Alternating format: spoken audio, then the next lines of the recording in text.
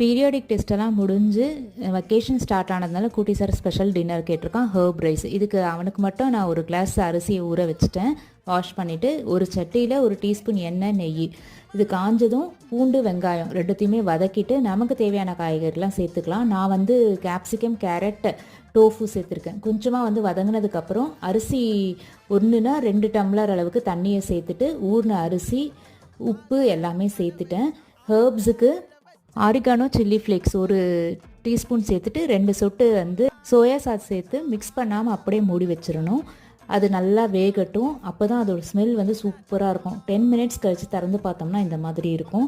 மேலே ஒரு டீஸ்பூன் நெய்யும் கொஞ்சமாக கொத்தமல்லி தூவி இறக்கிட்டோம் அப்படின்னா சூப்பராக இருக்குது. 7 மணிக்கு எப்படி வெயில்னு பாருங்கள். குட்டி சார் விளையாடிட்டு இருக்கான். அவன் வரத்துக்குள்ளே கொஞ்சம் க்ளீன் பண்ணிடலாம் ஹாலை அப்படின்னு க்ளீன் பண்ணிகிட்டு இருந்தேன். சர்வ் பண்ணும்போது ரைஸ் கூட தக்காளி தொக்கு தான் சர்வ் பண்ணேன். அதை வச்சுட்டு அவனும் சாப்பிட்டான். நாளைக்கு பார்க்கலாம்.